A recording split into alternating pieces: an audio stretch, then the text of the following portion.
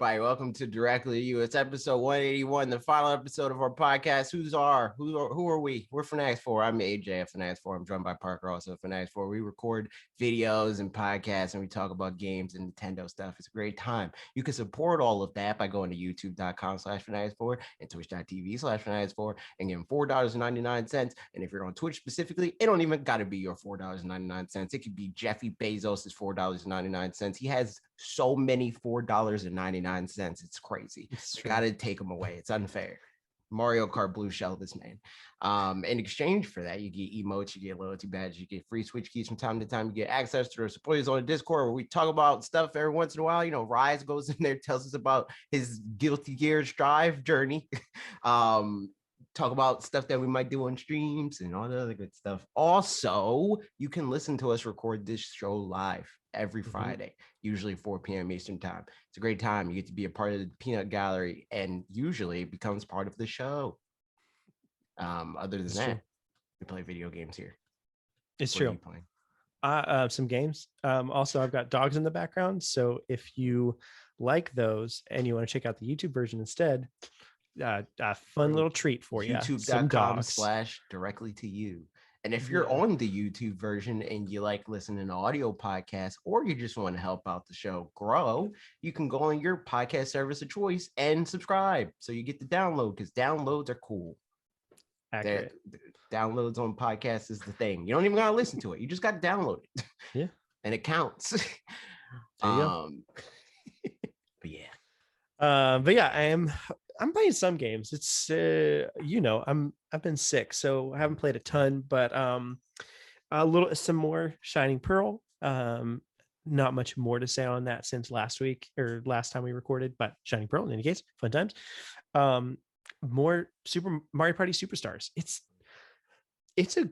just fun, Ashley and I've played it a good bunch. I do hope that there's going to be DLC for that game, because already when you play the game, like, I don't know, once a week or something like that, the 5 boards do start to get a little bit stale, like kind of while you're playing them. Not really, like they're fine when you're playing them, but just on the like board select screen, there is something fun about being like playing them is like, it's the same thing. So having some DLC just for another board or whatever would be fun to kind of like liven that up, freshen it up a little bit. But it is what it is. We'll see. Otherwise, I couldn't talk about it last time because again, it wasn't out yet, but I played Loop Hero a good bit. A good bit is like, I don't know, 4 hours, 5 hours, something like that, on a game that, because it's a roguelike, essentially, you could probably play for hundreds and hundreds and hundreds of hours. So it's not like that much in the grand scheme of things, but it's a decent amount to like get the loop of it. Pun existent. And it's fun. It's if you like roguelike kinds of things and / like, I don't know, it's kind of turn-based but kind of not. I don't know how to explain it particularly well. It's kind of one of those, like, just watch somebody play it in motion and you'll get the idea. So Alex says he doesn't like anything.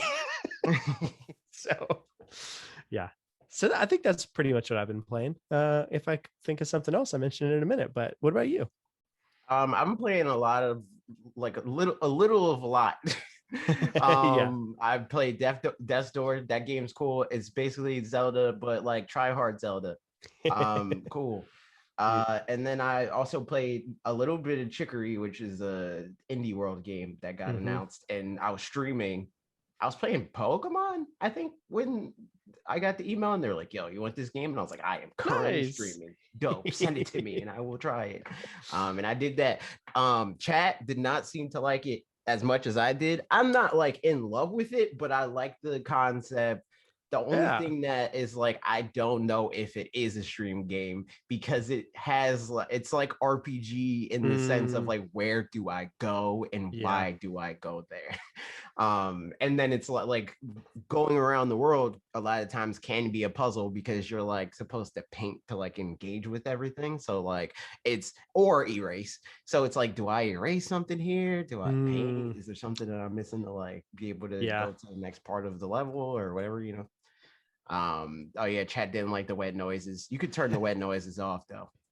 That is, I've heard from that game that it's got like the most just UI options of Yes. anything that I've, that's ever existed pretty much. Yeah, That's fun. it's crazy because it's like, as far as like accessibility and stuff like that, like I don't know why certain games that got like Ratchet and Clank. I played Ratchet and Clank, and I didn't like beat it, but I mean, you don't gotta beat it to know the accessibility settings. But when I went through the settings, I was like, I don't know what here is like. I think literally the like, one that I'm aware of was one that was also in Spider-Man, and it was just that like for people that are colorblind, it'll outline enemies a little bit, which is neat, but also doesn't. Seems like it's not like anything that has literally they did it.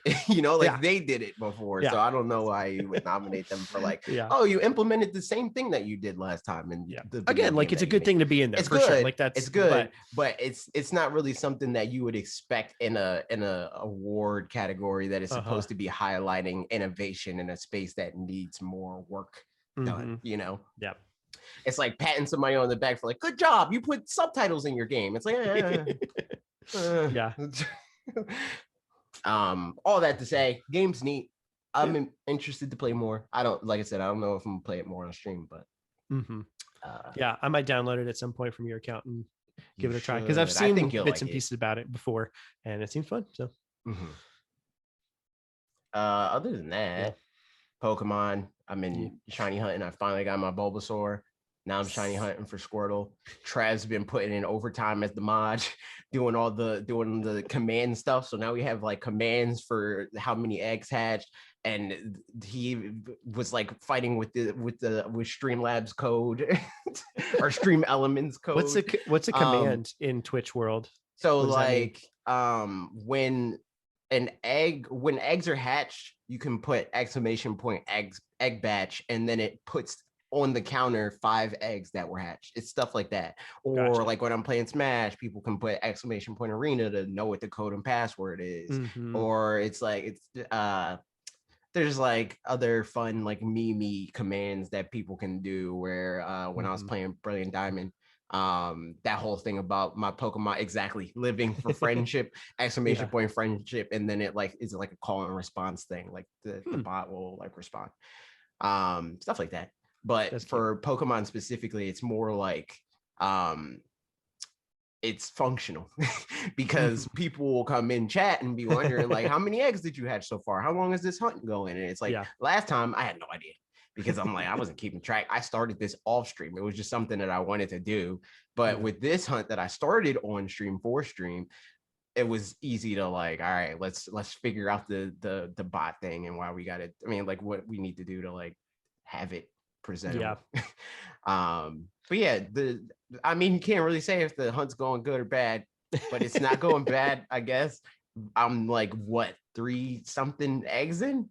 I'm like 350 something. Nice. Or is it 400 now? I don't remember. I have gotten many an egg, but it's still below odds, so we're fine. Nice. That's definitely the kind of thing where 401. There it is. Nice. It's binary, whether it's going to good or bad. It's just like it either works or it doesn't, kind of a thing. I remember I might have told this on the podcast before, but in college I had a bike that somebody gave to me, and I just for whatever reason just decided I'm not going to bother to chain it up. It was free. It's not that nice of a bike or whatever, but like I used it. But like, so I just put it outside next to our next to like the porch fence, or not fence, but the porch, whatever, gate-ish.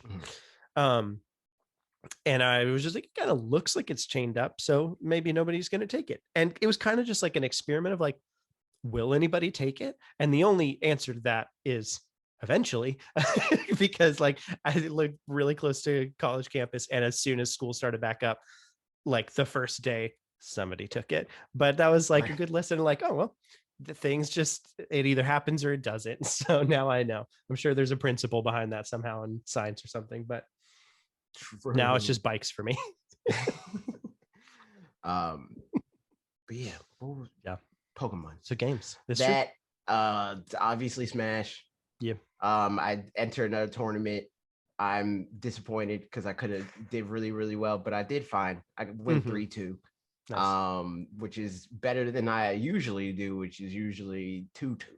So Mm-hmm. I'm like making progress, but all the progress that needs to be made is just I gotta enter more tournaments because it's almost never a thing of like, man, I feel like I am worse than this person. It's like, oh man, I made a bad decision Yeah. in the start of this that is very like specific to tournaments, like oh I gotta counterpick this guy's stage pick and like character choice and stuff like that. And since I'm not like in that environment a lot, I don't have to make like split second decisions of like, should I play Min or Pokemon trainer here? I did better in that regard than I have in the past, but I can definitely still do better than that. All the matches that I did, which this was another highlight for me, that was like, this is a bonus. I didn't go 0-2 in any of the sets that I did, because all the sets in the like before, I think like top 8 or whatever are best of 3. So every set that I lost, I at least took a game, and every set that I won too well. So it was like either I destroyed somebody or it was like a back and forth fight, which feels good. And also I entered with somebody that people in the community should know is Mars. Me and Mars were playing, and that's another good thing that I need to do more when I enter tournaments, because it's like, especially for online tournaments, it's easy to like get cold, like it's like you play a match, and then if you win, you're sitting there and you're waiting for everybody else's set to be over, and if you lose, you immediately have to fight again, being dejected and be like, oh, I just lost. But if you were playing with somebody else, it's like both in the moments where you win, you're like, all right, keep me warmed up, like let's play matches so we're both warm. And when you lose, it's like you still have the thing of like, oh well, you're still in, and that's dope, and we could see if you win and blah blah. So just like how I feel about local tournaments is the same for online tournament. It's way better when it's a social thing. So that's another thing that I think that I want to do when I enter more Smash tournaments in the future, is enter them with friends. Yeah, the meta game of that is just like not a thing that I would ever really think about that much, but like that's obviously very prevalent and like is part of it. Other than that, did I play anything else? I played something on my Xbox for a little bit, but I don't remember what it was. I want to play the Gunk. That came out. Yeah. I want to play that. I didn't start playing it yet though. But I do want to play it. Oh, the fake Pokemon game, Temtem. I was like, yo, I just remembered I have a PlayStation 5, and that's on PlayStation 5, so maybe I should play that game on stream. It's still early access technically. I have no idea. I'm going to email them and be like, yo, I want to play this. Can you send me a code? Yeah. So we'll see. We'll see if I play it. We will indeed. Yeah, that's that one. And then in the Game Awards, they had an ad or commercial or trailer or whatever for the the next gen Pokemon thing. Want to play your fake Pokemon game. True. I mean, that was pretty much me with Immortals Phoenix Rising. Yes, I was straight up told Ubisoft, I was like, hello, people know that I really like Breath of the Wild in our community. I'd like to play your game to say how much like or not like Breath of the Wild it is. And they're like, here you go. Nice. So that panned out. And Ubisoft, they went OD with that, because they gave me a code too. Yeah. For Xbox, they gave us a Switch code and an Xbox code. Good job, them. Let us check out crossplay too, which is cool. It's true. So yeah, that's I might remember other games I'm playing. That's pretty much it, I think, right now. I'm not, in general, I've kind of Ezra's been sick and all that stuff, so I haven't played a ton of games, but when I do, it's a fun time. But this year in 2021, I have played a bunch of games, and so have you. And we're going to talk about those kinds of things, and I'm going to see if I can, because we'll probably share our screens. Yes. But my messages keep popping up on my screen, then I don't really want to share those. So I'll let you go first. We'll do our like Nintendo year in review thing. And then talk about our game of the years and stuff. Year in review. I got it in the. You should just be able to check. I got it. Cool. But you should just be able to share your screen from your browser specifically.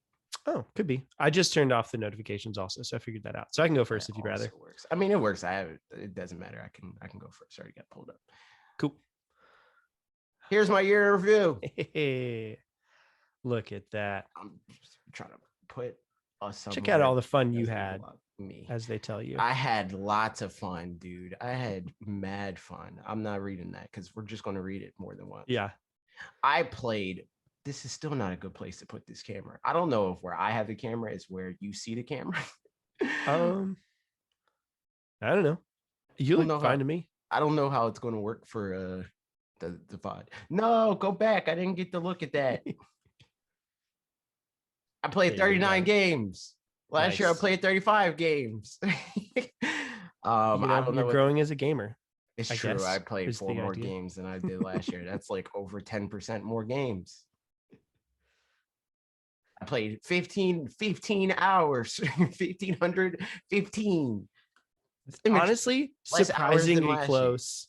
Yeah, because it was 1,531 last year. Like, for it being such a big number, it's like we're really, really close to the same amount of time as last year. And Smash, though. Smash hard carries, dude. 100%. Smash hard carries. I mean, more Pokemon Unite time than Pokemon Sword. And I mean, most of that Pokemon Sword time was probably shiny hunting, I guess. Yes, all of it. Pretty much all of it. Here's my chart. Nice. Oh, the unfortunate thing is people that are listening right now can't see. It's true. But I mean, you're gonna have to go look at the May, July, and November have some big numbers, and other ones are, It's true. Oh no, we gotta go back. Wait, we can pause. Right. You can pause. You can. Yes. There you go. All right. So my lowest month, not counting December because December just started, is August, and my highest month. Well, I think February is even lower. Oh yeah, February. Look at that little guy. It's true. February is the lowest month, and my highest month is July. No, it's November. Nice. I was looking at the bars, not the numbers. But yeah, played games, dude. My peak day was March 5th. I don't know why. What happened on March 5th? Did Min come out or something? That would make sense. Maybe. When did Min come out? I can look it up. I think Min was last year. Nah, I think about it. So I don't know. I don't know what happened March 5th. Smash Fighter March 2021. I'm typing slow because I'm holding. Pyra and Mithra. Oh, okay. Well, that also checks out. I was playing them a lot too to figure out how they worked. March 21st. I wonder what was that? I don't think that was March 21st, 2020. Oh, I don't know. But I played Switch a lot. March 21st, 2020 was Animal Crossing. Oh, okay. Yeah. That makes sense too. Yeah. This is my breakdown for how much I played docked versus undocked. This is 1000%, mostly because I streamed and captured footage. Yeah. But also Smash. I played 12, almost 1,300 hours docked, 218 hours undocked. Next thing, gold points. I got 3,075 gold points, 1,300 platinum points. What a professional. I had a blast. They don't know that. I suffered. Yep. Pick your favorite. I mean,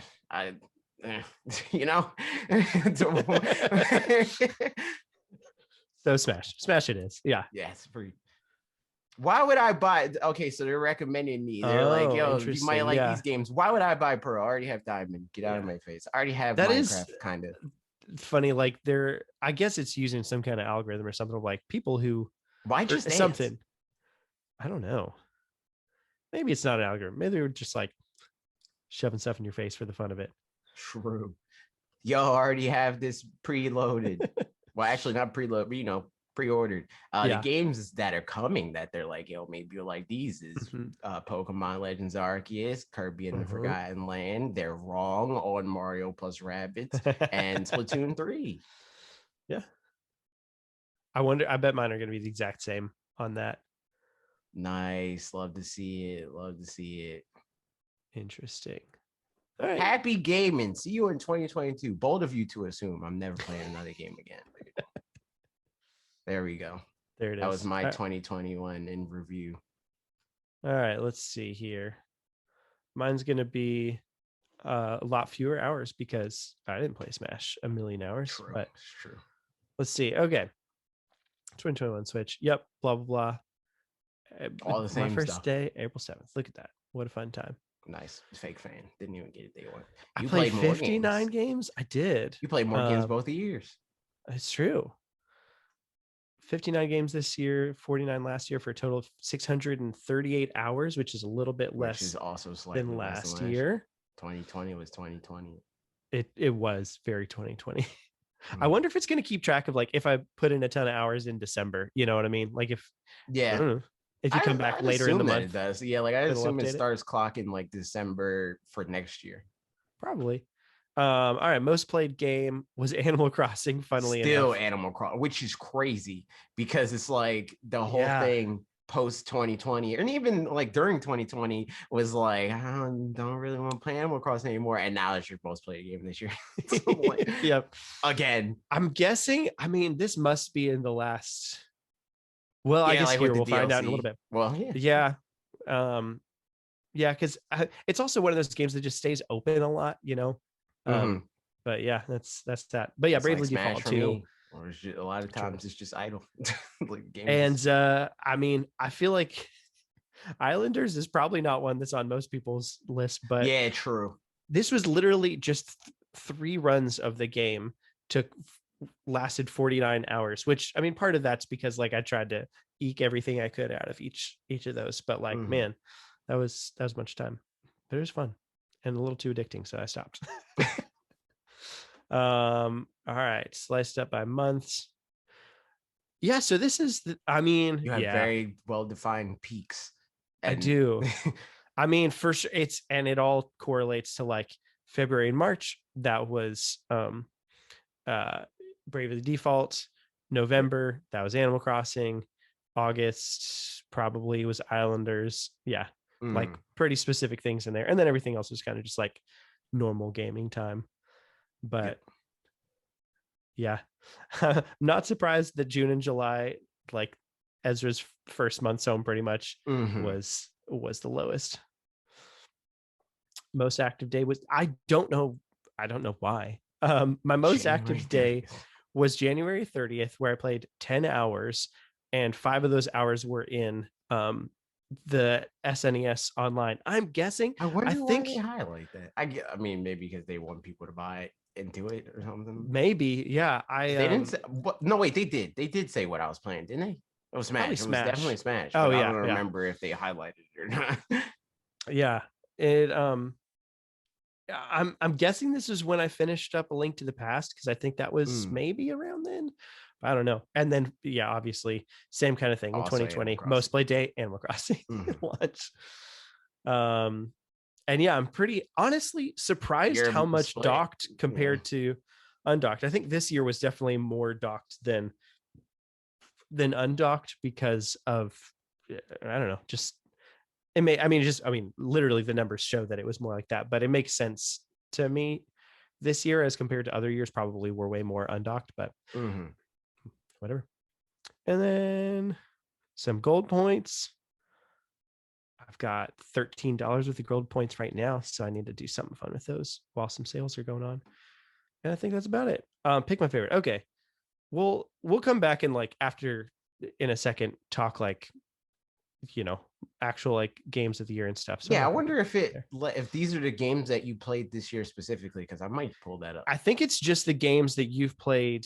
Yeah, it's like the 59 games you've played this year. So like, well, I didn't play 59 games. Right. Yeah. So the 35 for yours. But yeah, I'm pulling 39 or whatever. When we actually just talk about the game of the year specific stuff, because I don't remember everything I played. I remember the stuff that like are contenders.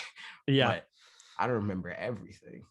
It definitely. So it has some different ones on here for me than you. Dead Cells, Jackbox Party Pack 4, Uncooked or Overcooked, Uncooked, Minecraft, and then Ones to Look Forward to.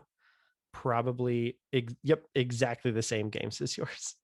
Yeah, it's definitely stuff that like you turned on at least this year. And there it is. Yo, Super Animal Royale's on here.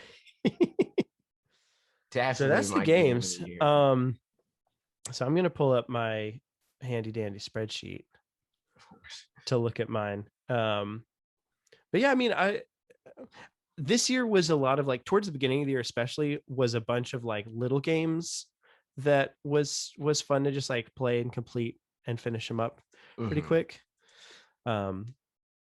But yeah, as far as like favorite games, I don't know. Does anything just like stand out to you? I think there's still Off the login stuff bat? on here because I'm pretty sure I looked at this before I think played so. Chicory. And So now Chicory's on there. I guess you'll be able to find out what your December is if you go back to this at the end of December. Yeah, that makes sense. But yeah, Chicory's on here, and I don't think I played it before. I looked at this the first time. Yep. So looking at here, I'll share my screen again and show some spreadsheets. All right, here's all the games I played in 2021 that I ranked and stuff, but are organized in a different way right now.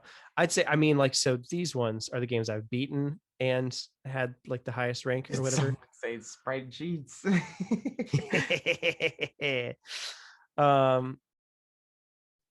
Man, it's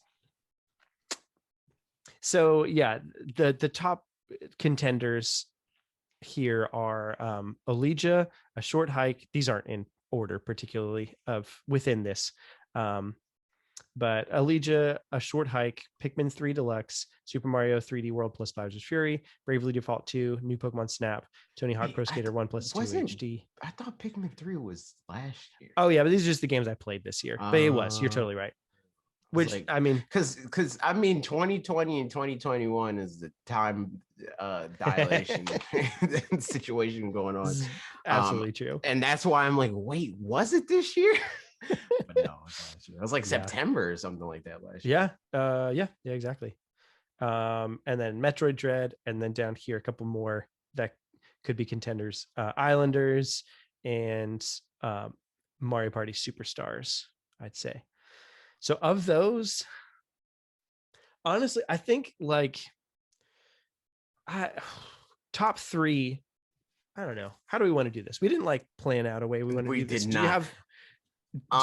you have a top three that we can figure out or just make up on the fly? I mean, I think top three is like decently easy enough. Okay. Top five would be easier. I mean, we can do top five. That's fine. But yeah, I think like there's definitely three games that stick out. And the problem is there's three that stick out and there's five that are like if I pick three, I would be excluding something that's noteworthy, I think. Yeah. But yeah, I don't know how you want to do it. You want to go back and forth? Three? Yeah, let's just do that. My number three, I think, would probably have to be Knockouts. I mean, what are we doing? Five or are we doing three? Your call. Whatever. I'm good with five. Okay, so five, Pokemon Unite. I like the game. It's fun. It's Pokemon, but at the same time, I hate the game. It's like competition and people are bad at the game, and it's a team-based game. So whenever there's a team-based game that is competitive, I don't like it because it makes me mad when it's not my fault. Like I'm fine with losing when it's my fault, but if it's my teammates' fault, I'm upset because I can't do anything about that. So, or at least when it's my teammates' fault and I can't communicate with my teammates, because then at that point I can take responsibility for that. And it's like, oh, I could have like did better, I could have communicated better, blah, blah, blah. But if it's just randoms and they're like sitting in base and not doing anything, I'm like, yo, like, come on, like, what was I supposed to do there? But like I said, still Pokemon. It does drop down a spot or two because Charizard sucks in that game. He's terrible. Makes sense. Yeah, that's a good number five. I think for me, Islanders probably. Yeah, I really, really liked playing it. It's like very like kind of, puzzle game-y sort of, but like good vibes and stuff. It's like super cheap. I just really, I enjoyed playing it, and I probably would continue playing it now if it weren't for just like that I want to also play other games instead. So Yeah, so there's Islanders number 5. What's your number 4? Number 4. Which one gets number 4? I think I'm keeping Knockout City at number 3. Nice. But number 4, spoilers. But number 4 would have to be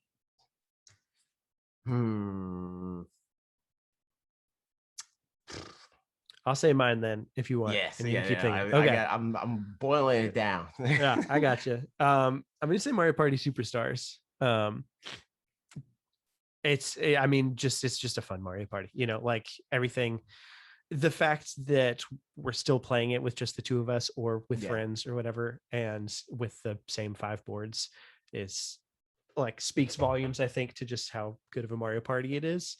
And I'm sure it could be more original in a lot of ways, but that's not really what it's trying to do. It's just trying to like boil down Mario Party as best as it can, and it did a pretty job. So there you go. I think my number 4 would have to be Bowser's Fury specifically, not 3D World, because I already played that and completed that on Wii U. But Bowser's Fury is really cool. I like how it like messes with the 3D Mario game formula, and instead of it being like worlds, it's a world and you play within that world, and everything that you do playing through that world influences the main boss. I think that that's something that they could flesh out and make better in future games, that I would like to see them explore. The only real knock to it is that, I mean, it's inherently the problem. I mean, not the problem. It's inherently going to be the problem, so it's not a huge thing to me. It's just that it's too short. Like, I wish it was longer. I wish it was like a full thing, because then like it could have been like potential game of the year for me. Right. But it's not a full game. Yep. Yeah, that one definitely gets an honorable mention. I feel like for me, it's not in my top 5, spoilers, but I enjoyed it for sure. Mechanics were fun. Just moving around was neat. And yeah, the concept is cool. I think it lost its luster a little bit towards the end, where after you got like the Bowser stuff just keeps happening somewhat arbitrarily, I feel like. And so that was a bit annoying at the end. So like something that I think they could have tightened up a little bit better, but still was like super fun and a great concept to delve into further. My number 3, this isn't a 2020 game. I mean, this is a 2020 game, I'm pretty sure. But Cheating. A Short Hike. Yep. But I played it this year, so it counts. But yeah, A Short Hike. It's also super, super short. I've talked about it a couple of times, but it's like 3 hours, probably 4 hours if you want to 100% it. But like, kind of like gave me similar vibes to Breath of the Wild, but truncated into a tiny little afternoon of a game. And that just like, I really enjoyed that a lot. Like there's progression in it and there's little side quests, but each of them, because there's a bunch of different ones, but because it's all short, they're all different from each other, because they're not trying to like just reuse content for the sake of reusing content. They're just like, one of them is a little volleyball game, but it's not like in Mario Odyssey where you play volleyball on the beach and you get one moon for getting 10 and another for 50 and another moon for 100, where it's like the 100 one's really hard. This one's just like, just the 10 one. It's, pretty low key. You do it and you're like, I did it. And you might mess it up a couple of times, but then on your third try, you'll get it. And so the whole game only feels rewarding. Like there's pretty much not much opportunity for it to not. And even if a couple of times you like can't quite do the objective, whatever, like there's a couple of races, like a character that you'll meet a couple places across the island and you do a race and then you see them again and you do a little bit harder race in a different place or something like that. And I think they each took me like 2 or 3 tries maybe, but they reset really quickly and the movement's really fun. So yeah, it's just fun. It's a little game. It goes on sale pretty often. It's like $6 or something like that. So there you go. A Short Hike, number 3. Nice. Again, this is a placement thing for me. That is more the problem, because I know what my 5 are, but I don't know exactly where to put what. I'd probably say that Yeah, like I said, Knockout City for number 3. Game's fun. Mm-hmm. I had a lot of fun playing it with Bob and Ian specifically because it's like Mm-hmm. it's the opposite of like what I don't like about Pokemon Unite, where it's like I feel like I'd have a better opinion of it if I always played it with people that were like fun to play with. Mm-hmm. But with Knockout City, I literally only played with people that were fun to play with. Yeah. And it's like one of those games that's like in that fun space of like easy to learn, hard to master. Like the base concept is like it's dodgeball. The controls Yeah. are relatively simple, easy to grasp. But there are a lot, there's like movement tech and like good ways to like line up your shot that aren't like super straightforward, and like figuring out the timing for catching balls and like being able to feign when people throw stuff and like Mm-hmm. figure out like their habits and all it. Like it's a very fun game in that sense. And us being fake toxic on stream was also a highlight of my year. Like, that was a good bit. Yeah. But yeah, Knockout City. Nice. Cool There game. you go. My runner-up, my number 2 is Metroid Dread. Whoa. Whoa. There it is. That's crazy. Crazy. No, it was really good. I really enjoyed it a lot. Yeah, Metroidvanias are fun, and like the mechanics of it were really neat. And it's, I don't know, there's not a whole lot to say that I haven't said already. It's just Metroid. I mean, it's my first Metroid game that I completed, so I'll have to go back and play some other ones now at this point. But it's just well done, and like, yeah, I got lost a couple of times because I was trying to backtrack. So that's one thing about it, where like after playing some other kinds of Metroidvanias, there's like different kind of directions of openness or linearity that you can lean into. And I think its variety of that, of like exploration kinds of stuff, wasn't my favorite. Like I preferred Hollow Knight's version of exploration and stuff. Whereas like Metroid Dread intentionally, like it like closes doors behind you sometimes to keep you moving forward in a way that like shows you where you need to go for the most part, but in a way that definitely is, somewhat more linear or whatever, which I think is fine, but is just not my preferred way to do it. But yeah, I thought, again, mechanics were great, boss fights were great, just the cinematic feel of the whole game was really fun, and I liked it a lot. So there it is, Metroid Dread number 2. Nice. That's also my number 2. You did Game's fun. I like it. Again, this is like less so a thing of like the exploration and stuff like that, because the exploration in the game and like the appeal of Metroidvanias Mm-hmm. actively detracts from this game for me. Yeah. Like I don't like it. Mm-hmm. But I do like the minute to minute of like the combat and like how the movement feels and like Samus's different abilities and stuff like that. I think that like really that whole Metroidvania skin around all of it is the main reason why I haven't like completed this game already.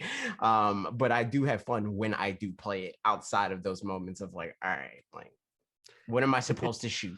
So like what part of the wall didn't I shoot yet? But yeah, apart from that, like the game's super solid. It's well designed on like I said, the combat of the game and like that sort of stuff.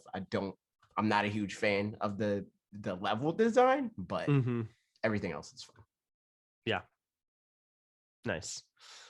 And then number 1, Super Smash Bros. Brawl. Yo, same. It was, I played it for, no, Bravely Default 2 is in my number 1 slot. It's like, to me, it just feels like a modern classic RPG, which I'm sure other people have said before, but I'm saying now as well, where like it's, just a super by the books RPG, in a lot of ways, but just like in terms of quality of life type stuff, it modernizes just enough to make it engaging in that way. And it's a fun game to, like the whole thing they say of like, gamers will find a way, or will what's the word I'm looking for? Oh, it starts with an O.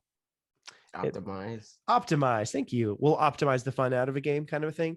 Mm-hmm. This game, I found, even once you've like the optimal ways are still fun, and there's so many different ones that you can always experiment with, like what that ends up being. Like, I'm sure if you got really into the weeds, there's one way that's probably the most optimal or whatever, but you can kind of achieve different goals, like even within grinding or something, where like the grinding itself isn't fun maybe, but you can also steal items from enemies, and that becomes the goal that you're doing, and grinding is just a way to do that. And so then you're like, you're grinding levels, but also like, haha, I'm getting items and stuff, which, you know, is a layered thing that ends up making it still engaging. A good approach to, like, a good answer to that saying, or it's like a gamer will optimize the fun out of a game. That's like shifting blame, you know. It's like you should have made your game fun when it's optimal. Like, exactly. Like, that's crazy. So I feel like they did a good job with that, and story was fun, played it a bunch, and it was also like right around when Ezra was born, so that was a nice, you know, tie-in for that as well. True. My number one game, new Pokemon Snap. Hey. I said it was my favorite Pokemon game when it came out, and I still believe that. The coolest thing about it is how referential it is to Pokemon outside of the ones and zeros. It is still the best game by far to do that, and I fear that it will continue to be the best game to do that for longer than it should be. But yeah, very cool game. I liked all the emergent gameplay things that they added on to it that are like very different from the original Pokemon Snap, just based on time, you know, like that was like the thing that we talked about a lot in the lead up to the game, where people are like, how much content's in this game? And it's like, well, just by nature of like how more efficient and like just bigger budget development cycles are these days, there's going to be more things to do in this game, just because of that. Not even them like specifically setting out to be like, we want X amount of interactions in this video game. They were going to achieve at least that. And they did.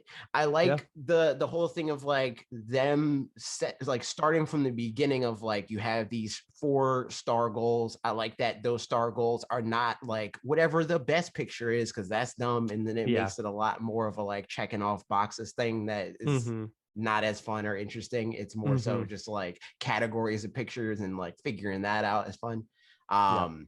The only knocks that I have to the game is like less so like, this is like by the book stuff, you guys messed this up or whatever. It's more so like more cool like nods that they could have did, you know, like shiny Pokemon and like that sort of stuff. Could have made the game way more cool. But outside of that, it still like checks all the like Pokemon fan of the universe boxes that I want most Pokemon games to check. That one, I mean, definitely gets an honorable mention for me as well. And I think you're right. As far as like the content goes, I feel like I've spent a good amount of time in that game and haven't seen everything that has to offer, you know, like I still got to go back and do all the like mythical Pokemon. Yeah, that's what I was going to say. I haven't done that. So, cause I remember, at some point you go to an area that's called like Lugia's something or other, like Lugia's underground or whatever. And I was like, I didn't see a Lugia, so I'm guessing that it shows up there later. I don't know. But it feels like there's a lot of stuff to do, and there was the DLC, and I barely touched the DLC. So like, content wise, like that's always an easy question for people to ask, like, how much content does it even really have? And it's like, it's less about the amount of time, and it's more about the feeling of completeness, you know. It's quality, because like quantity. For sure, because like Metroid Dread again, like isn't particularly, I mean, it was, you know, probably like 15-16 hours for me to complete it or whatever, but it felt very complete or whatever, in a way that like if I were to play 15 hours of an RPG, it wouldn't feel that complete, because it's not at that point. So I think just how efficient or how well the game is made to feel like it's got the exact right amount of content for the exact game that it is, you know, just completely varies. So it's kind of a silly question to ask, unless you literally are like, I only have this amount of money and I want to be able to game this amount of time. What are the good games to do that with? I don't care if it's the perfect game for me. I just want one to be able to fill at that time. Then cool. Play Just, you know, Smash. go for it. Yeah, exactly. Which honorable mentions, Pokemon Brilliant Diamond. It's Pokemon. Yeah. Cool. But Gen 4, easily my least favorite gen. Like by a mile, it's not even close to close. So I already came into it knowing that I'm like, I'm not gonna like this much because the pacing is still gonna suck. The Pokemon are still gonna be like, there's not really any like diversity in the game. Like there's so many, you go through so much of the game running into the same 15 Pokemon. It is so frustrating. And that like they could have made it better because there's like more Pokemon, but they just saved all of it for the underground. And again, bad pacing.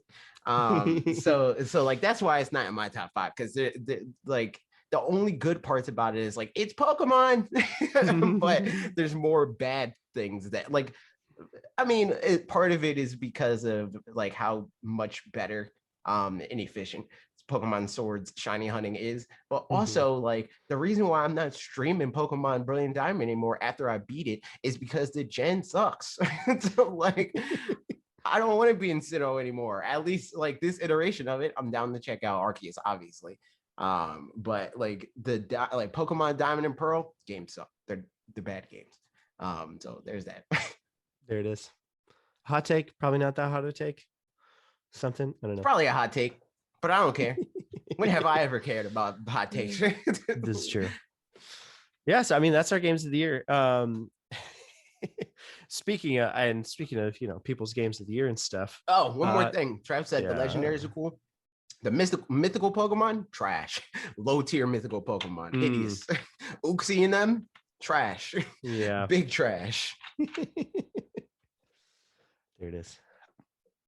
There it is. I did think it's funny that I didn't realize, I don't know what 2 games. I mean, Let's Go is one of them, but I went up and talked to the people that are like, oh, you played Let's Go? Here's a Mew. And talked to somebody else and they're like, oh, you did something or other. Here's a Jirachi, right? Jirachi? Yeah, pretty sure. Yeah, yep.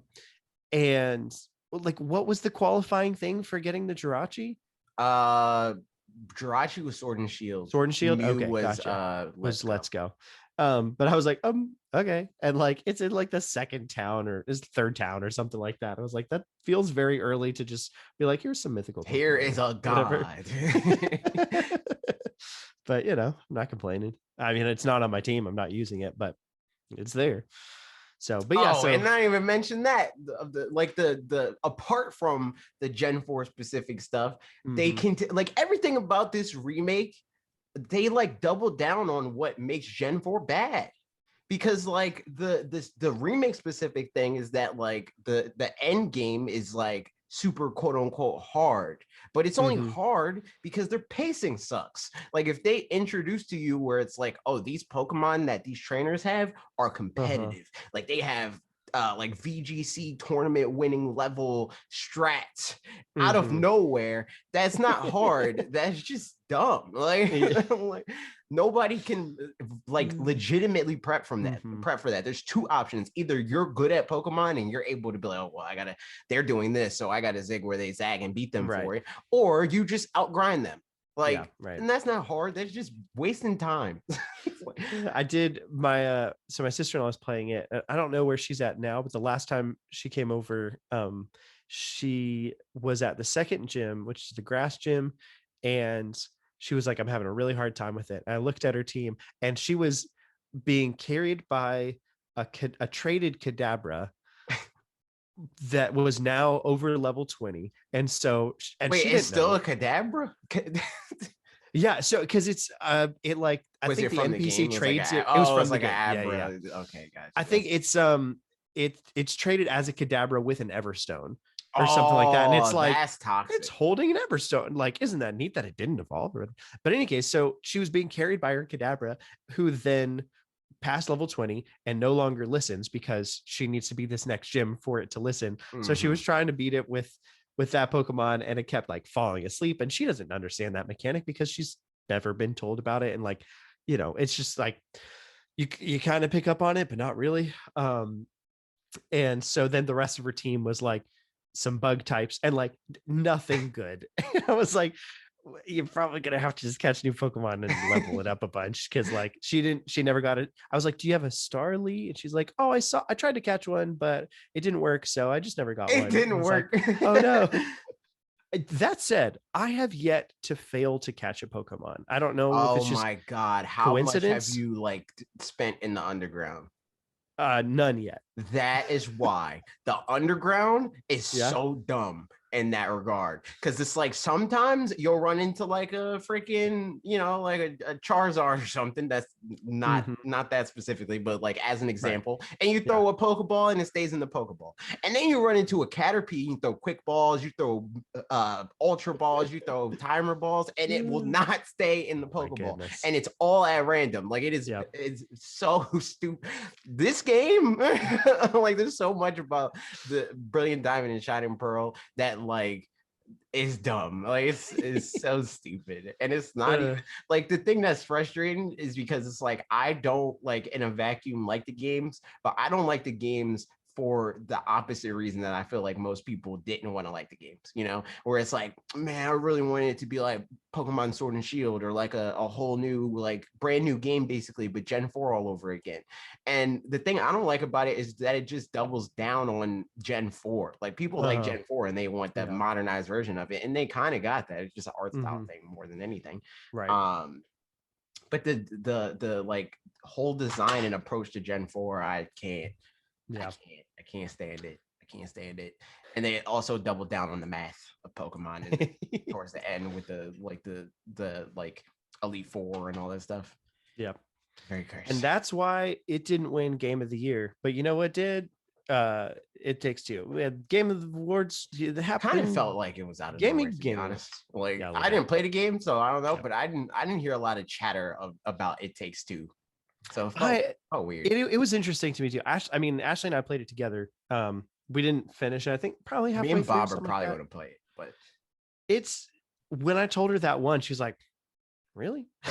Like, yeah. I mean, because it's innovative, I guess, you know, to the way that they do the puzzles and stuff like that. Like it's neat where like you and I both have to do things and have separate tools. Like most co-op stuff, one person could carry most things, I guess, whereas this, like both people have to do their part to be able to make it work together, and it's all that teamwork and stuff like that, and that's really neat. And like, yeah, there's a story and stuff that exists, and I don't know how deep it gets because we only got to part of it, and I have a sneeze that's like sitting here and it's not doing anything, and it's just making my eyes water. So it looks like I'm crying about this game, but I'm not crying about the game. It's a beautiful game.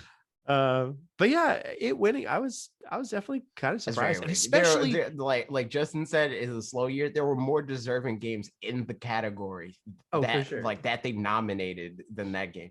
I think it was a slow year for Game Award bait games in that regard. Yes, true. But as far as like just, but there's definitely games that are worthy of the title of Game of the Year, just because it's not like Oscar bait. Like, because I would argue that most times like Game of the Year bait, for Game Awards and stuff like that, are not actually worthy of Game of the Year. Yeah. Like even stuff like when Ghost of Tsushima won, it's like, all right, who was really talking about this game for most of the year? Like, who was talking about this game? The only reason why it won is because it's more marketable to the gamers than Animal Crossing. Right. You know, like yeah. So I mean, honestly, also it winning Family Game of the Year was like, what they mean by family game is different than what I interpret as family game. Yep. Because and that's been the case for a lot of years. Like even among the Nintendo titles that usually win, the ones that they pick are like Mario Odyssey. That's it's like what? but even then, like even if it's just like, which one would you play with your children? Like I don't know that you would play It Takes Two with your children. It's about, I mean, as I listened to NVC talking last week, and they were like, yeah, it's the whole point is like, if you're a kid and your parents are getting divorced, which I guess in this case, you're the parent playing with your kid. If your parents are trying to get divorced, you do every single thing possible. You turn them into a doll, you cry a lot so that they stay together, like, or whatever, you know, like that's why it's not quite that, but it's, you know, that kind of a thing. So yeah, a little bit odd, but whatever. Metroid Dread did win best action game, which is neat. And I don't care about talking about the rest of it except for Sonic Frontiers, curious your thoughts on that. I think the game is going to suck. I've been saying this. I said it when they announced it. I was like, this game is going to be bad. In fact, I said it in the video when it was like, when all that stuff leaked, where the code name was Rangers or whatever. Right. Yeah. And they were throwing around the name Frontiers even then. Yeah. And they were like, it's Sonic, but Breath of the Wild. And I'm like, that makes absolutely no sense. Like, that game is going to be bad. So, like, there's no shot it's not. And we can do some type of wager with the viewers. Like, I do X if I'm wrong or whatever. I don't care. The game is not going to be good. I promise you. Like, here's the saving grace that it could have, if all goes right, is that the game progression and all that kind of stuff probably suck. Probably not like that. The saving grace it could have is if within the big world or whatever, there's kind of like Bowser's Fury, where there's levels within a big open world thing. If there's areas that are much more finely designed that like you would kind of follow within the bigger open world, but that's the thing about Sonic, right? Like, Mario works in a sandbox because the value of Mario, what feels fun with Mario, is platforming. Like, technically, yes, Sonic is a platformer, but does Sonic feel fun when you're platforming? Absolutely not. When the game makes you slow down, it feels punishing. Yeah. And the only way that they're going to be able to try to make the game feel substantial is if they do force you to slow down, because otherwise you're just on rails the whole game and you're running around a big empty world. And what do you do in most open worlds? Like, what is content in Breath of the Wild? A lot of the content in Breath of the Wild is combat. So combat is not fun. Yeah. You're either like bursting through everybody, just running through them, jumping on top of them or whatever. So again, usually either it's blind momentum and you're just barreling forward, or you're halting your momentum to jump at somebody and you slow down and you have to rebuild your speed up again. Yeah. So it's like, either the game is going to be a whole bunch of hurry up and wait and stop and go, or it's just going to be blindly barreling forward. And neither one of those things are fun. Yep. My guess with it is that best case scenario, the two parts of the game, i.e. the game itself and just like the world, are two kind of separate things. And one of those is fun. And I don't know which it is, but ideally one of those would be good. And then the other one suffers for it. Like, I could see them doing something like that, where it's like, it kind of like how people are like, I mean, I really like Sonic Adventure 2, but the best part was the Chow Garden. Like, where it's like, that's not a part that you should be enjoying the most about a Sonic game, because that means that the Sonic game wasn't as good as it should be. But still, it's a thing that's in the game that's like super fun. So that kind of a thing where I could see there being kind of a, out of left field saving grace for it. But also, I will say, just be real quick, in the chat, they said Breath of the Wild isn't about combat, it's about Koroks. True. I'm not saying Breath of the Wild is about combat. It's definitely not. It's definitely about like the exploration. Like, that's the core like appeal of Breath of the Wild. But what I mean by that is, it's like the combat is a means to like for exploration a lot of the time, where it's like, like this freaking Guardian is charging at you right now. You gotta either kill it or you gotta run away, and then you run into something else, and it's like, oh shoot, I found the Zora or whatever, right? That's a Pokemon. What is it called? Zora's domain. That's what they're called, right? What are you talking? Oh yeah, Zora's domain. Yeah, yeah, Zora. Like the Zora, where they're like, our freaking land is in shambles, and then you run and you like experience the story that way and blah blah. Like, a lot of times the combat in the game pushes you into exploration, whether it be intentional or not. Yeah, or to find stronger weapons to be able to beat things more easily or anything like that. So it's there's definitely, and like definitely what's immediately in front of you is the most important thing in Breath of the Wild / what's like just beyond the horizon, like those kinds of things, as opposed to Sonic, which is very much the opposite, which is like the thing that is immediately in front of you almost never matters, and when it does, it's frustrating. It feels bad. So it'll be interesting. I'm excited. I mean, I'm excited to see how it turns out. Try it. But it's more like watching a train wreck than anything. Because there's no part of me that thinks this game is going to be good. Zero. Yeah. Zora. Yes. My dog's messing with something. I don't know what it is, but well, it doesn't matter. I'll fix it later. That game, it could be a thing or whatever, but we found out about some other games that are indie games, you know? Sure, it's true. Let's speed round. Basically, I don't know. Any of these stand out to you? I'm gonna. Well, actually, go for it. Yeah. What is it called? Let me scroll. I gotta scroll. The extinction one. What is Endling? That game. I wouldn't try that game. The game was cool. And the one with the fox mom, and you gotta like. Oh yeah, that was like, pretty. Protect your cubs. Yeah. I want to play that. The game looks neat. Yep.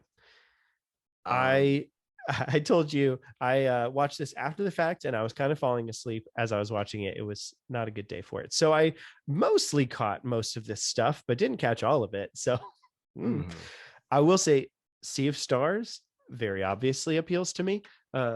Because it's was that the game that I think it's like there was a game that I Chrono saw Trigger meets Golden Sun kind of thing. I was like, this is a Parker game.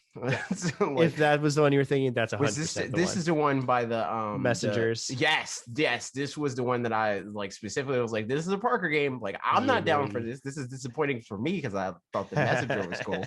But I think that you would like the game, and I was correct. Yep. No, I'm super into that. So that's really exciting.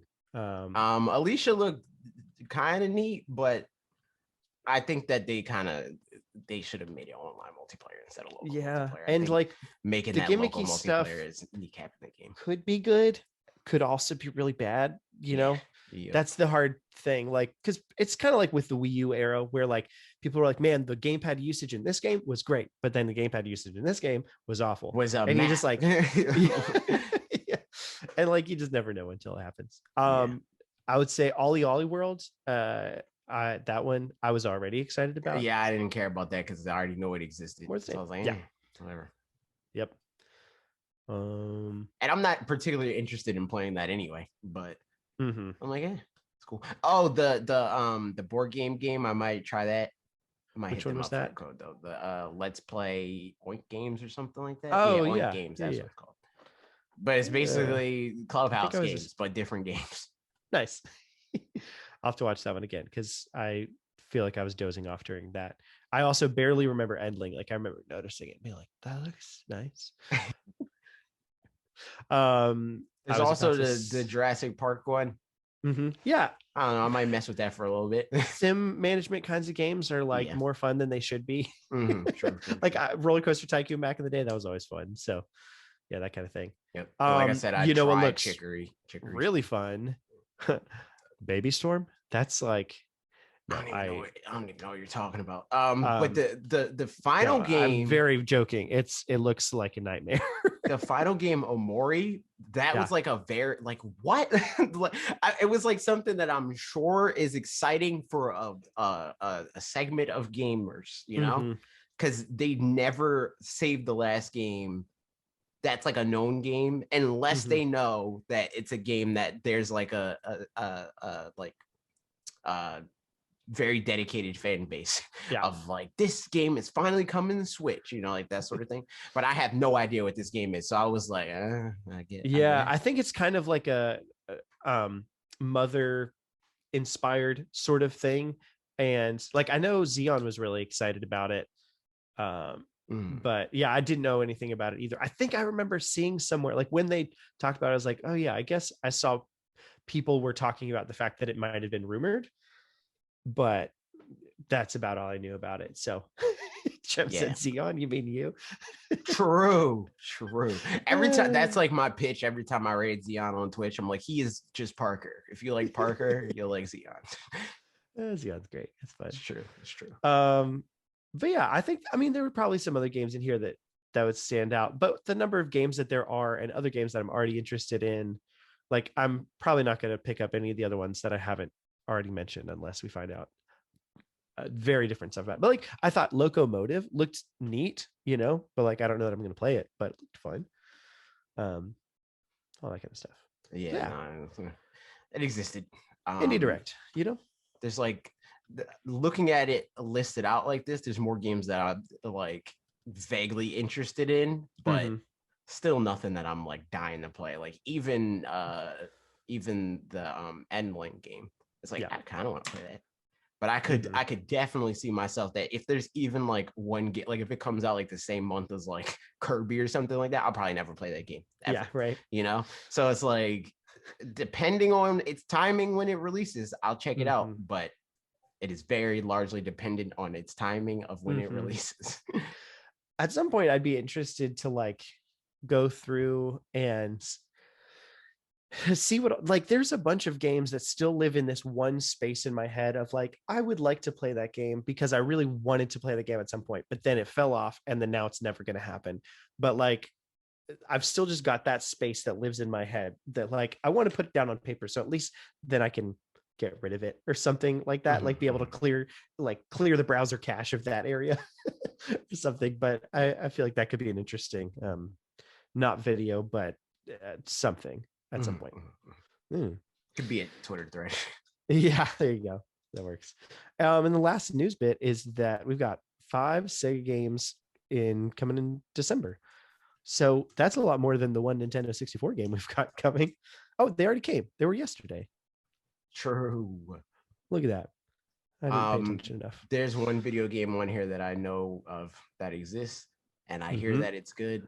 But like I said on stream, when this guy, there's 2 games. Or is it Altered Beast? It's Altered Beast, yeah. But I was saying on stream, I was like, there's one game on here that I think is noteworthy, but I only heard this from Sega kids, and who cares about Sega kids' opinion? Like, obviously they were wrong in their decision of the console that they picked. So like, there you go. Who knows if they know what a good game is? You know what I mean? Yeah. I mean, I'd be interested to. It's nice to have this because like I did with a couple of other, like I now know what Rystar is. I played like one level. And I'm like, cool. Now I get the idea. So it's fun to have these to like play one level of and know what people are talking about a little bit. Understanding of gaming history. Yeah. When somebody says like they're doing an Altered Beast reboot or whatever, I have some concept of that. It's not just like, is it Mighty Morphin Power Rangers? Yeah. Nah, see, that's the thing. Like I always have like at least tangential like knowledge of these games that are like noteworthy in the other like spaces, because I had a Sega Genesis as a kid. I just never played it because I made that decision to be like, the only thing I like on here is Sonic. Everything else is garbage. Like, it's for like freaking Vector Man or whatever. Like I probably played that a little bit. There's like other like licensed Disney games and stuff on that that I played on Sega Genesis, but for the most part, like the Sega Genesis exclusives, take it or leave it. Golden Axe exists. I think that's what that game's called. Man, Golden Axe is one that like it.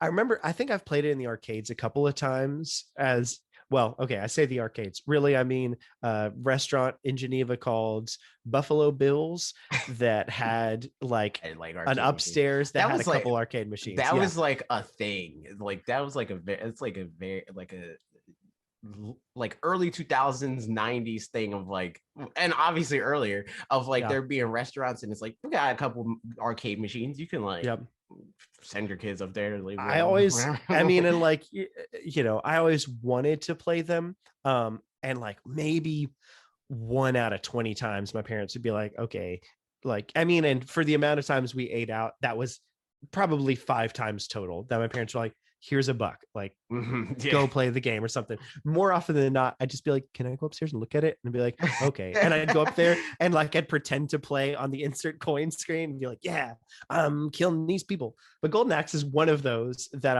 I think I'm pretty sure that I assumed that was also an arcade game because I thought I remembered it from there, but I'm pretty sure like all the Sega's games except for maybe Sonic had some type of like arcade presence, because like they were like one of the more noteworthy like manufacturers of arcade cabinets and still are.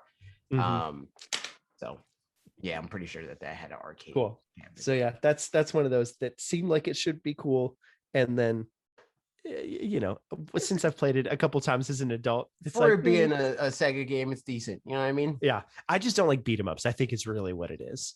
And it's available, technically. Shots. Yeah, there you go. Drama. Somebody clip this. Oh, I see what you did there. I see what you did there. Whatever. All moving right. on. And with that, that's the news. I mean, there's probably other news, but we're not talking about it because we don't care. We do sometimes care. But today, AJ's got to get to go see Spider-Man. It's true, I do. Which before we get to Q&A, side note, I did see Spider-Man. Nice. None spoilers, obviously. I'm not going to say any spoilers. But here's Parker already told me Spider-Man died. Everybody dies. It's really sad. So I was sitting next to some like teenagers, but not the good kind of teenagers that are like nice. No. Just not the annoying kind of teenagers. I didn't even know that was a category of teenager. I mean, you know, I thought everybody hated teenagers. I thought that was like youth leader at my church for a bit, and like, there's some nice teenagers that exist. These were the annoying ones. So, a couple snippets of things that happened. One, there was a girl that pretended to cry really, really, really, really loud. And that was annoying. So there's that. Also, very early on is like in the trailer, but like MJ and Peter are like laying on the roof in the trailer scene, and the guy was like, kiss. And then he turned to the girl next to him and said, apparently there, or not even apparently, I think he said it like conclusively. He was like, there was gonna be a sex scene in Spider-Man. And then Tom Holland said, I don't feel comfortable doing this because on Zendaya's behalf. And then the girl was like, oh my goodness, that he's so nice. And he was like, yeah, he really is. I was like, you are, I don't know how to take you right now. I'm so mad. Just like the dumbest thing is like, hey, it's no, just no. And that's pretty much it. But there were just a lot of things where they were just annoying. But that said, watch Spider-Man. It was first time back in the theaters in a long time. And there it is. Not going to say any spoilers or anything. Not looking forward to it. Granted, I like last time, like with the Detective Pikachu and stuff, like you had a way worse experience than I did. And I saw multiple times. I have not had, when I went to go see Detective Pikachu, not a single time was there like any noteworthy, like this kid was being a little piece of garbage or whatever. Yeah. So I'm hoping that luck stays, but we'll see. Yeah, I'll report back. It should be good. But yeah, let's get into Q&A. Twitter, Jumbo asked, most disappointing game of the year. Ratchet and Clank. Yeah, but I mean, I didn't play a whole lot of it, but mostly because I'm disappointed by it. Like the fact that in the first 15 minutes, the game broke on me twice on my brand new $500 plastic box. Yeah. Not a great first impression. Doesn't really make me want to play the video game that much. Gonna be real. Like, yeah, I could see that. Yeah. Hey, I have video proof that the game didn't work. Like, it's true. Beta console, I'm gonna say I'll play it when the console comes out in 2023. I'm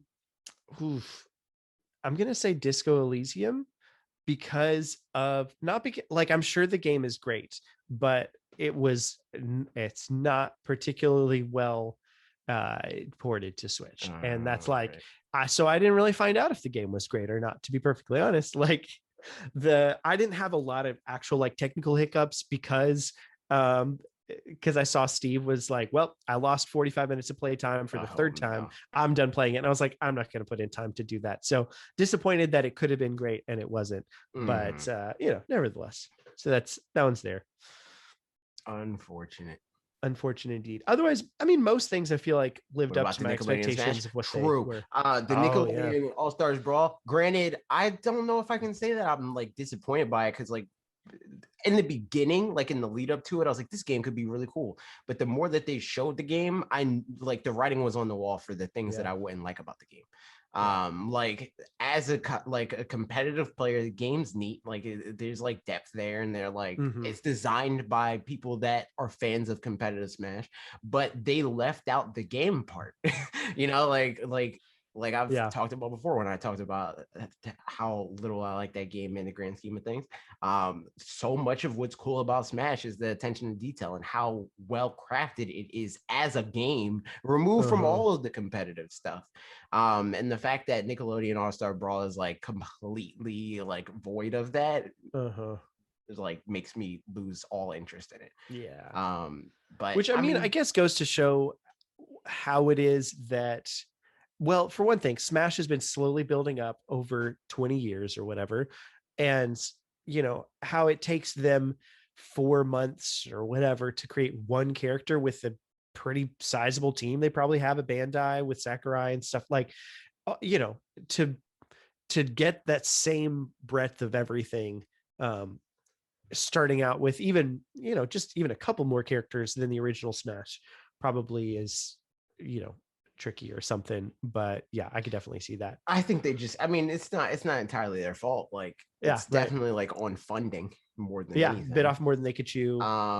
But in that regard too, yeah. I don't know. I feel like they should have campaigned harder with Nickelodeon to like get higher funding, even if they like negotiated like crowdfunding, because the Smash community would have definitely they funded the Panda controller in less than an hour, and they're like more than 10 times their funding goal. Like, if they pitched that like, yo, we're going to make this game like super high level and it's going to be a really good like competitor to Smash, the Smash community would have funded it.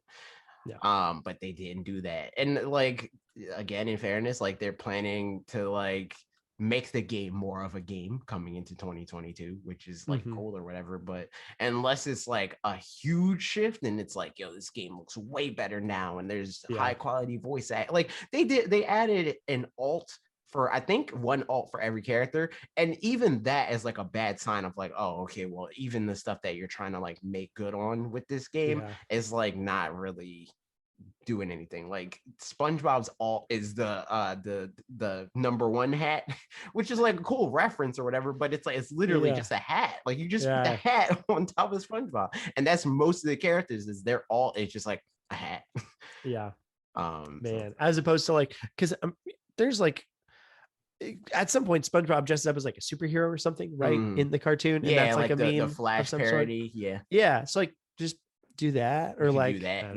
There's a lot of different like references that they could have did, and that's not to say every alt in Smash is like this crazy like good reference or whatever. But that's also not their sales pitch. And for every character, you know, and like some alts are literally different characters. So it's like there's a lot of attention to detail that went into that like they just didn't even try at launch with Nickelodeon All-Star, where every character in the game has no alt, so you can't even differentiate if you're a SpongeBob main and you're fighting another SpongeBob main. You're just literally both the same SpongeBob, and there's nothing to set you apart. It's stuff like that, but yeah, like no. I wouldn't say it's my most disappointing for, like I said, I saw the writing on the wall after like demos were shown, and I was like, okay, well, yeah, this game is cool in the way that I thought it was going to be cool, but the like what I would have thought was like base level, like you would think is like the first box that they should check, was not there, and it was obvious that it wasn't there. So I was like, yeah, this game's not going to be great. Sad. Makes sense. Now questions from Discord. Duncan said, "Happy New Year, y'all." All caps, but I'm not shouting because I think Ezra's asleep in the next room. Here's to everyone having the happiest holidays of their lives so far, and even better New Year in 2022. And then some of this. I realize that isn't a question. So, what's your favorite holiday treat? Eggnog, gingerbread, lovely fruitcake? I've never had fruitcake, but I hear it sucks. I've got to sneeze. It's like, it just keeps doing this where it's just like, nope, doesn't want to come out, and just goes right up to my eyeballs and makes some water. And it's, but I don't know. I've never had fruitcake either. I don't think, no, that's not true. I don't know why I said that. I have had fruitcake. It's not particularly good. It should be based on the name. But the kinds of fruits that What are in kind of, it I or was about to say, what whatever, kind of fruit? Like, I don't even know if I would say it should be, because like it's so vague that it's very, it makes yes. me feel like it's bad, and they're trying to hide that it's bad, you know? My Like, recollection of the fruits that are in it is like candied fruits, kind of. Uh, and I could be wrong about that, but like, or like, equivalent to like freeze dried things, or like dried fruits or something along those lines, but like little pieces of like dried apricot or dry, so candied where you're something. so basically fruitcake is like another one of those like food creations that's like, well, we're going to run out of our fruit if we don't do something with our fruit. Exactly. So we have to make I it think so. I could be wrong about that, like, but I mean, like Trev said, I think it could be good. But I mean, Alec would know Candy Cruise, and it's soaked in alcohol. Ooh, I don't even know what words you're saying there. I mean, I know the individual ones. I don't know how they work together. But yeah, no. I guess like the only thing that like I always think, other than the generic stuff, which I don't really like the generic stuff particularly. Like I don't dislike eggnog, it's fine, but I'm not like, yes, it's Christmas eggnog pog, you know? Like, I am that person. yeah, no, Just for the record. it's fine. Like I said, it's good. I'll drink it. But I'm not like counting down the days until I can have eggnog. Yeah. But like these like freaking like the cookies with they have like Hershey Kisses in them. They're just like sugar cookies with Hershey Kiss, like all Hershey Kiss in the cookie, and it's just one Hershey Kiss, and it's like sticking out. Those cookies, those are good. Yep, those are good. They're fine. But other than that, I don't know. It's like holiday food's fine. Yep. I mean, yeah, I do like a good eggnog. But I mean, I also am not the kind of person to like be like, yeah, it's finally time or whatever. It's more like, yes, I happen to be at the grocery for this. But like, I'm sure you could buy it any time of the year if you want. But yeah, I was at the grocery store the other day and was getting some almond milk, and then was like, oh, eggnog, and just picked some up. And it's been a wonderful treat every time I've had some. I think I've said this on here before, other Christmases, but my favorite is still like, it's like soft but kind of ginger snap cookies, but it's not snaps. It's weird. I've yet to make them yet this season. We're gonna make them. We were gonna hang out with Mitch and Catherine, our friends, and make some cookies and stuff. But then we decided to go hang out at Mitch's place, and I was like, hey, I'll just go ahead and grab the stuff at the store because I didn't bring it from home to make the cookies. What all do you already have? Like, do you have flour or sugar? Long story short, he had none of the ingredients, and I was like, I'm not buying baking soda to bring to your house, and sugar and brown sugar and flour and ginger and cinnamon. Like, I don't feel like doing all of that. So we're just going to make them next time at our house. So I haven't made them yet this season, but I think the time has come. Maybe tomorrow. So Trev said, how does one nog an egg? Oh. And I always assumed that it was like, it meant like a drink. Like I thought it was like egg drink. And Google, like the first like autocomplete thing that like pops up on here for like what is meant by nog is any beverage made with beaten egg. So eggnog is a very redundant name. It's like, interesting. Like, what other kinds of nog is there then? Also, if you look up definition of nog, just the first thing that comes up is a small block or peg of wood. So now we know it's egg wood. It's either egg wood or egg drink. And what other kind of nogs are there? That's hilarious. Alex said it's basically melted ice cream, which I've definitely had boiled custard before, which is kind of similar. And or maybe a holiday custard, I think it's called, and it pretty much is just like melted ice cream, and it's pretty delicious, I'm not gonna lie, because why is egg the only nog? I'm gonna get some cola nog. Rise Gang asked, gross. It does. Rise Gang asked, what are your favorite Game Boy / Game Boy Color / GBA games, and why asking? Because I bought a Pocket and would like to try some of people's favorites. True. Nice. I already told him Pokemon Emerald, solid nice. Video game. Yep. There's like the Dragon Ball Z like Legacy of Goku ones are cool too. Mm-hmm. Have you heard of this little game called Golden Sun? Because that's the one that I would say. Never heard. Yeah, Golden Sun for sure, obviously. What other games? There's like obviously you're gonna play the Kirby games, I'm sure. True. Yeah, like the I'd say the Sonic game, like Sonic Advance, like those games are decent. Um, especially in the context of Sonic games. If you haven't already played like Metroid Zero Mission and Metroid Fusion, those games are cool. What else? I've never played Minish Cap, but I'd like to play Minish Cap. Oh yeah. Oh, and the WarioWare game on the Game Boy Advance is also good. You should check that out too. I like the WarioWare game on Game Boy Advance. Yeah. What else? Yeah, some other stuff. I mean, like, there's a decent amount of. I haven't played this one, but I'd like to play Kirby and the Amazing Mirror. When we made, I think he said he's going to play that. I remember. Okay, cool. That specifically, because I remember somebody pointing out that one is the closest to, like, we talked about Kirby having a Metroidvania or being great for Metroidvania, and someone said that one's like the closest to that already. So like, cool. I personally really like the Game Boy Mario Tennis game. Definitely. Oh yeah, I like Game Boy and Game Boy Color. To me, the only thing that comes to mind for Game Boy and Game Boy Color is Pokemon games. Like literally, there's more good games that like I would play now on Game Boy Advance, but Game Boy and Game Boy Color, it's literally just Pokemon.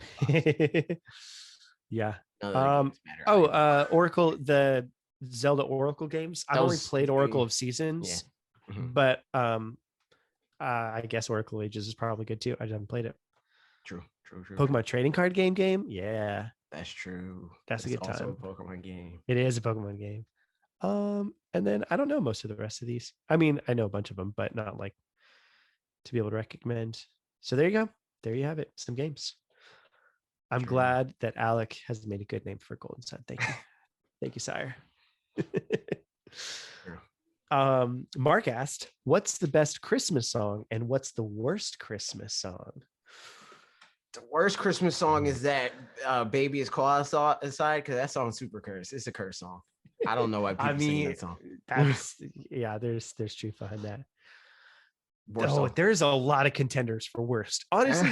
And the rendition of them really like is the thing, because there's Sleigh Ride, that song has the most like range of possibilities of being like good and nobody's terrible. Done. Yes, exactly. Nobody's done the version that I'd like to do at some point, but just haven't bothered to get around to.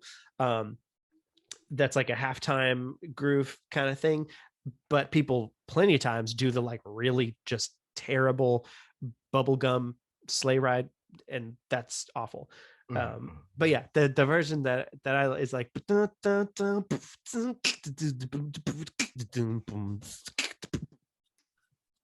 kind of thing.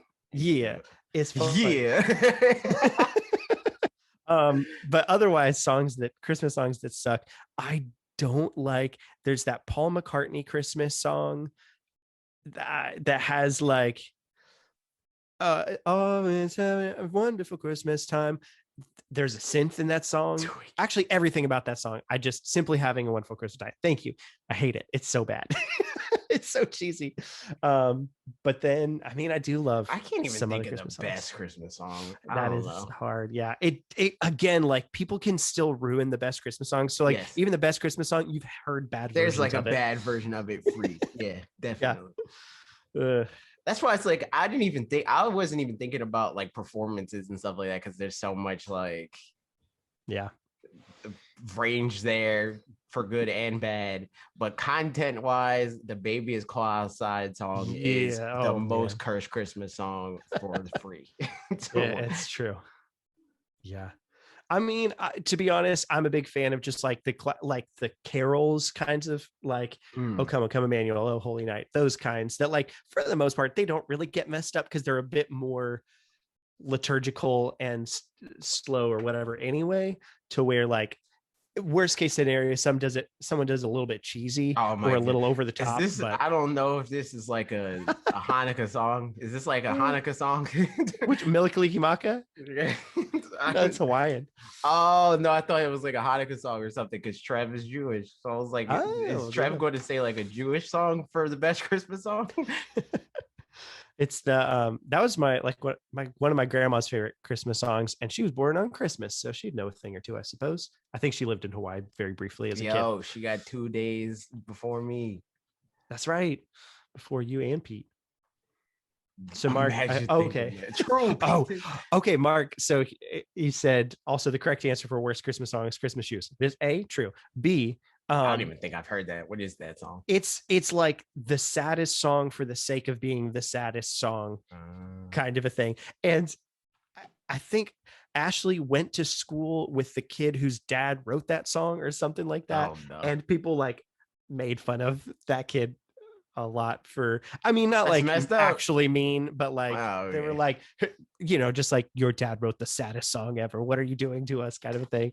Yeah, I don't think it was like actual bullying, but a thing. I think that's up to the kid to decide. Yeah, but I mean, dad made a chunk of change on it. True. So what can you do? Wait, I mean, I guess I'm not sorry. Mark said, wait, I went to college with the guy whose dad wrote that song. I'm pretty sure then that guy is from, because I know Mark lives like within an hour and a half of me. So that's not too surprising. Yeah, there you go. That's nice. Yeah, I'm pretty sure that person's from Columbia then. Or it was within a circle down here. So that's very funny. What? Oh, you went to Zion. Okay, so it was from around where Ashley went to school, but not specifically her school, but it's where her cousin went to school. Let's dox him. It's crazy. There you go. My dad wrote that song, says Trev. Okay, continuing on. Trev asked, he's not allowed to write that song. You gotta write a different song. Trev asked, why is it if you're allowed to write Christmas songs if you don't celebrate Christmas? I don't know about Christmas song rules. Who's to say? Jews wrote all the Christmas songs. All right. Trev asked, why is it that gamers, quote unquote, always have the absolute worst takes / opinions on games? Where else does this crossover happen? Star Wars? What do you mean by like that? Where else does like the core fan base have the worst takes on their fan base? On the thing? Yeah, Star Wars free. Yeah, like because like how can you be a fan of a thing that you hate most of the thing? Yeah. Like, and I don't mean that in the sense of like you're a fake fan, you don't even love your thing. It's like, no, like I don't think you like it that much if everything that they make you hate. Like in that sense. So I guess, yeah, Star Wars probably. Yeah. But I feel like nerddom is kind of cheating because it's like I mean, any type of nerd culture thing, there's an example. Yeah. Nerds just like hating stuff. Nerds hate everything. It is funny how, I mean, it happens with the MCU, but also the MCU is so broad that it happens a lot less than it does with other things. I don't know. Ironically enough, hating the MCU is a very nerd thing. Yeah, like, I mean, the more nerdy you are, the more likely you are to hate the MCU. Yeah, right. Yeah, I mean, it's by far the most popular, like, where nerd and pop culture. It's like hipster nerd sort of thing. Like, I can't believe that they would do this with characters, like that. Yeah. So yeah, I can't think of anything else off the top of my head though. Yeah, like especially outside of nerd culture, I don't know. Yeah. Huh. But lastly, Inda asks predictions for Game of the Year 2022, predictions for Game of the Year 2023. Yo, that's crazy. Breath of the Wild Game of the Year 2022. Both years. Breath of the Wild, the sequel, 2023. Because it's not coming out 2022. I'm sorry. But 2022. Mario plus Rabbids. It's not going to be Legends Arceus. There's no world where it's Legends Arceus. It might be my game of the year. That's possible. Yep. But it being the game of the year, it's not going to happen because people are coming into that game thinking it's going to be Breath of the Wild, and it absolutely will not be. Yeah. Horizon. That's possible. That could happen. God of War, I doubt. I don't think God of War is 2022 in the end. Yeah, no, I think my take on it. I mean, Horizon could even get delayed, honestly. I mean, it could be. Yeah, but we've seen enough of Horizon that I could God see of War not, has a date, so that could also get. Yeah, that's like Sony delay territory. Yep. Wind Waker remake, no. Let me see. True. Arceus will win the category for most discourse about trees of the year. True. 3. Yeah. But it will be tied. It will be tied with Horizon because people would be like, "Look at the trees in this game. This game has good trees." Yeah. What would be the game of the year for next year? Kirby. Splatoon 3. I mean, if a Mario game ended up coming out, then like that could have a good chance. Because like again, in a world where a new 3D Mario comes out next year and Breath of the Wild 2 does get delayed, then it doesn't have the same competition that it did with Breath of the Wild in 2017. So there's a chance. I guess we can hold on. What time is it? We're good on time. I guess like a fun thing to do is like we can name. How many do you think you can name for like your most anticipated games? Because I think I can do a top 10 free. Yeah. I don't know. Like I'd probably like for next year specifically. Yeah, like probably without like numbering them specifically, but just naming 10 in general. I think let's do it. The first one that came to mind for me, which I think like realistically it'd probably be on the lower end if I were to order it, is Forspoken. That game. Okay, yeah. I'm interested in that game. Yep. The movement looks real nice. There's a lot of different kinds of like magic powers or whatever. Like it looks pretty varied in that front, and that's really nice. Yeah. I don't have a console that'll play it, but it looks cool. True. Is it? Cool. It's a PlayStation exclusive. It's PlayStation 5 exclusive. 5. Okay. It might be on PC too, but I don't think so. Yeah. I mean, honestly, maybe I'll just because Mitch is excited about it and he has a PS5. I'll just go to his house and just play it at his house a couple of times to get the idea. Yeah, that's what. Honestly, I'm hesitantly excited about Elden Ring, picking it up at some point. So yeah, maybe that one. I think that's on regular because I've got an Xbox. Yeah, that's One S. Well, actually, I don't know if it's coming to Elden Ring. I'm pretty sure it is because it was announced so far. It might be bad on it, True. Who's to say? But it could also maybe be. Let's see. Yeah, it's on. Okay, yeah, Xbox One, Xbox Series X, Series S, PC, and PS5 and PS4. Yeah, cool. Yep. So yeah. So I mean, that one seems cool. The more little bits and pieces I hear about it, the more I'm like, okay, that seems pretty neat. Like it's because I liked some of the I liked a decent amount of the Dark Souls elements of Dark Souls. I just like didn't put a lot of time into it, and I've only played the one that's on Switch and fell off it at some point because Smash came out. But it being like a Breath of the Wild-ish kind of open world, and also having the Dark Souls stuff, like that feels fun enough to me. And people that I like the kinds of games that they like seem to be pretty excited about it. So, that's a pretty good indicator. So we'll see. Gotham Knights is another game that I'm interested in. The 4-player online thing looks pretty nothing sick. About that. Gotham Knights. It's a 4-player. Well, it can be 4-player. I think you can play it by yourself too, but it's like freaking Robin, Nightwing, and interesting. Is it bad? So it's not the Suicide Squad game. No. That's a separate game that I don't care about. Oh man, the lady that was doing the Amanda Waller thing in the Game Awards was the cringiest thing that has ever been. Absolutely. In all time. Yeah, that's bad. But yeah, I want to play that game. Looks cool. Yeah. Kirby and the Forgotten Land, obviously. Yes, that's also on my list. So that's 3 for me. Oh, I didn't know I thought we were doing just like 10 overall. I don't know. Yeah, that's what I'm saying. Yeah, I'm saying that's 3 on my list, or not. Gotcha. Not like that's the third game that I could say because you already accounted for it. I mean, this one's not then going to be on your list, but Mario plus Rabbids Sparks of Hope. True, that's absolutely not on my list. But it'll be neat, and I'm looking forward to it. Yeah, I really like the first one. And I didn't know if I was going to like the first one. It was like on my Christmas list or on my birthday list, I think, and of like maybe one of these games, and Ashley got it for me. And I was like, well, she got me this game. I guess we'll find out. And then I played it. I was like, oh, cool. It was great. I had a really good time with it. Nice. So, Splatoon 3. I'm looking forward to that game. Yep. I like Splatoon 1 and 2. Mm-hmm. 3 looks cool. I hope that they do more with the story. I'm kind of like unsure now of like what they're going to do exactly, but it feels like even if it's just more Splatoon, I'm fine with that too.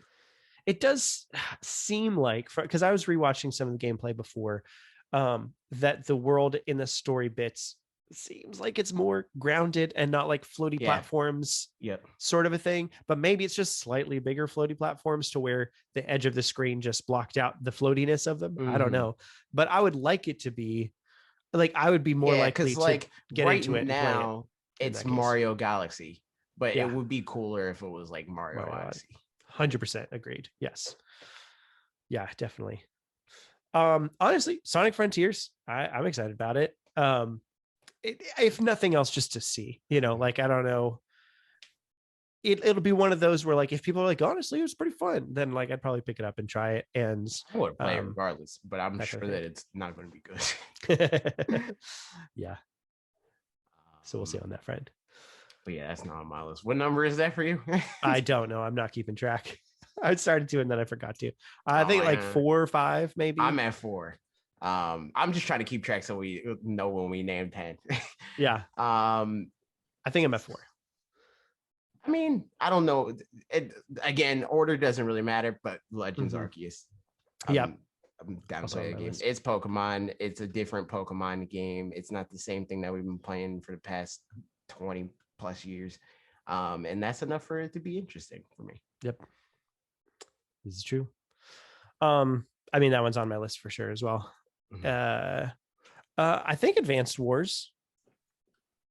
Pretty sure. I'm excited about that. So yeah, there's that one. That's it. Not much to say. Not much to say. Nothing much to say, but excited. See. Oh, I forgot. I mean, I didn't play enough of it to put that in my game of the year, but I did like Halo Infinite School. I should have put that in my honorable mentions for game of the year. I was like, I know there's an Xbox game that came out this year that I like the game, but it's Halo, and I didn't get to play enough of it to like actually be like, this is game of the year level stuff, Yeah. But yeah, no, that's unrelated. Let me see what else. Off the top of my head, I mean, obviously Breath of the Wild. Kirby. Oh, well, yeah, I didn't. But Breath of the Wild, I'm hesitant to put that on because I don't. Whether it comes out next year, it's slated for next year, so I think that counts. Breath of the Wild too. Yeah. Hopefully, hopefully they've learned enough lessons from that kind of thing that they will announce dates when they have those dates official, more or less. Yeah, but it's a Zelda game. Zelda games always get delayed. That's true. Every time.